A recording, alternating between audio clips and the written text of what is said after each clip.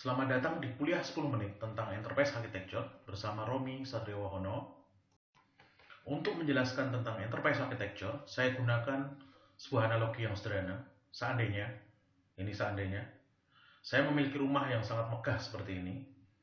Total penghuni ada 13 orang, 1 istri, 7 anak, 3 pembantu rumah tangga, 1 supir, dan saya sendiri. 10 kamar tidur, 1 ruang perpustakaan, ada 2 ruang keluarga di sana, ada 6 kamar mandi, 1 kolam renang, 1 kolam ikan dengan puluhan jenis ikan, taman dengan puluhan hewan dan juga pohon yang ada di sana. Nah, karena besarnya scale rumah saya, jadi kondisi sekarang saya jadi tidak tahu secara detail tentang kegiatan sehari-hari dan kebiasaan masing-masing penghuni rumah.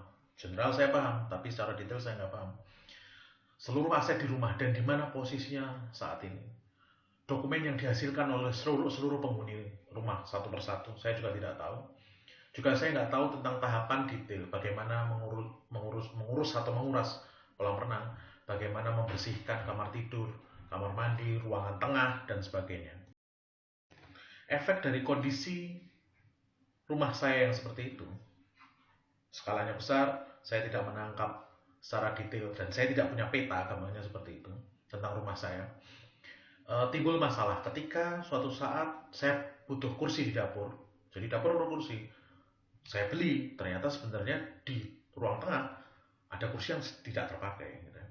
Kemudian karena masing-masing penghuni tidak tahu file apa saja, data apa saja yang ada yang telah di-download, kadang mendownload film itu bisa redundant.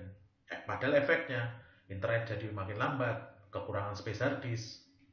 Ketika saya membeli printer baru, saya bisa aja salah spek. Ternyata printer yang saya beli tidak didukung oleh semua laptop yang ada di rumah saya. Demikian juga ketika saya harus pergi ke acara keluarga hari Sabtu ini, kita pergi, oh ternyata jadwalnya bentrok. Anak saya bimbel karena saya nggak ngerti kegiatan mereka secara detail seperti apa. Ketika ada pendaftaran sekolah dimulai dan saya perlu dokumen, karena masing-masing memproduksi dokumen tadi dan disimpan di tempat masing-masing, sulit saya kumpulkan. Saya harus nyari ke anak saya yang pertama atau anak saya yang kedua dan seterusnya. Dan satu saat ketika saya pergi ke toko buku untuk membeli buku baru, saya bawa pulang, oh ternyata buku seperti ini sudah pernah saya beli dulu dan sudah saya letakkan di perpustakaan. Rumah saya ini adalah simplifikasi dari perusahaan. Jadi saya punya perusahaan bernama Brainmatics yang core bisnisnya di software development dan training center. Apa yang terjadi di rumah saya tadi sebenarnya juga terjadi di perusahaan saya.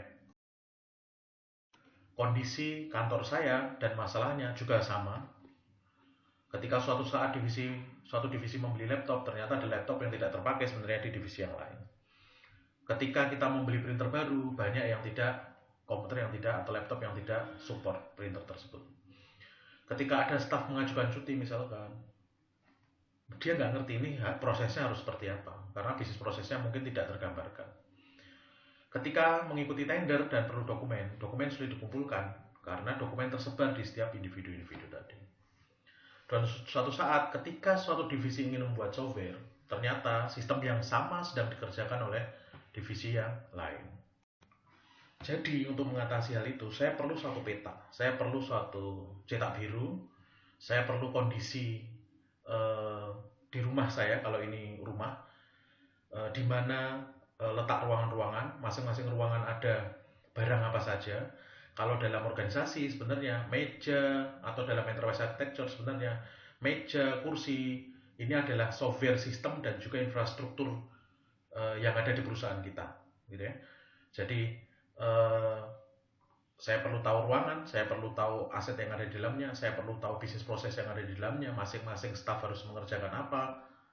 Kalau dalam organisasi, saya perlu tahu struktur organisasi, tujuannya, bisnis proses di seluruh divisi itu seperti apa, kemudian struktur datanya yang digunakan oleh seluruh staff, sistem software yang dipakai di setiap divisi itu apa saja, gitu ya. Terus kemudian infrastruktur IT-nya seperti apa, demikian juga dengan kebijakan keamanannya didesain seperti apa dan sebagainya. Dan ini semua bisa kita kategorisasikan menjadi 4 hal yang berhubungan dengan bisnis, sering disebut peta yang berhubungan dengan bisnis disebut dengan business architecture, yang berhubungan dengan struktur data disebut data architecture, yang berhubungan dengan aplikasi-aplikasi yang ada di dalamnya application architecture, dan yang berhubungan dengan teknologi yang mensupport aplikasi dan data tadi kita sebut dengan teknologi architecture. Dan inilah 4 hal ini yang kemudian sering kita sebut dengan enterprise architecture itu sendiri. Kalau dulu kita sering menyebut namanya cetak biru atau master plan dan sebagainya, itu sama saja, kita sebenarnya sedang membicarakan tentang enterprise architecture. Jadi, apa itu enterprise architecture? Enterprise architecture adalah cetak biru organisasi yang berisi proses bisnis, struktur data, software-software, sistem dan aplikasi yang ada di dalamnya, infrastruktur IT yang kita rancang dan kita terapkan supaya terpadu untuk membantu berjalannya kegiatan organisasi supaya lebih efektif dan efisien. Kalau ada 4 layer tadi di enterprise architecture, layer bisnis, data, aplikasi, dan teknologi, kalau kita bingung ini sebenarnya bacanya gimana, cara memahami lebih mudahnya adalah proses bisnis dan aktivitas organisasi menggunakan data yang dikumpulkan, dikelola, diamankan, dan distribusikan menggunakan aplikasi. Baik aplikasi itu bentuknya custom, kita kembangkannya khusus untuk bisnis proses kita, atau generik, kita belinya gitu ya, yang semuanya berjalan di atas teknologi seperti infrastruktur, sistem, dan jaringan komputer. Jadi, mengapa enterprise architecture? Dari banyak proses bisnis dalam satu organisasi, rumah saya atau kantor saya tadi, yang tadinya terpecah-pecah, gitu ya, yang tidak sinkron, tidak jelas bisnis prosesnya seperti apa, tidak padu, kita akan membangun satu lingkungan atau satu peta yang membuat atau blueprint yang membuat lingkungan itu jadi terintegrasi. Dengan ini responsif terhadap perubahan sehingga aktivitas di organisasi bisa berjalan dengan lebih efektif dan efisien. Lebih detailnya, keuntungan menggunakan enterprise architecture, kita bisa mengefisiensi proses bisnis gitu ya. Di dalamnya ada mengurangi biaya operasional, staf kita bisa lebih lincah bergerak karena apa? Bisnis prosesnya tergambar, jadi semuanya tahu untuk melakukan cuti misalkan seperti apa, untuk melakukan marketing keluar misalkan seperti apa, lebih lincah bergerak, otomatis meningkatkan produktivitas organisasi. Juga efisiensi di operasional IT, mengurangi biaya pengembangan dan maintenance software yang tidak kita perlukan, meningkatkan interoperabilitas. Jadi kita tidak salah membeli hardware gitu ya. Yang ketiga, otomatis ini yang disenangi pebisnis, jadi meningkatkan return on investment, jadi meningkatkan ROI, mengurangi kompleksitas dari bisnis dan IT, mengurangi risiko pada investasi dan seterusnya. Oke, sekarang saya tahu manfaat dari EA, Enterprise Architecture. Saya paham, saya tertarik, banyak benefit yang akan saya dapatkan. Terus kalau saya pengen buat, gimana caranya? Saya harus mulai dari mana? Siapa saja yang harus terlibat? Orang-orangnya, apa saja yang harus dibuat, bagaimana tahapan atau metode pembuatannya, bagaimana standarisasi dari desain atau arsitektur yang dibuat. Pusing kita, dan kita perlu contoh, kita perlu template, kita perlu guidance.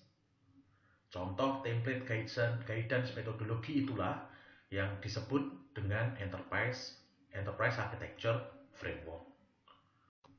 Enterprise architecture framework sendiri sejarahnya bisa kita lihat di sini. Tahun 1987 mulai dari John Zahman yang membuat Zahman Framework, kemudian menginspirasi IEP dan juga NIST, terus kemudian ada FEAF, terus kemudian ada TEAF. Di satu sisi TOGAF mengadopsi pekerjaan yang dilakukan oleh TAFIM, dan framework bergerak, framework semakin banyak.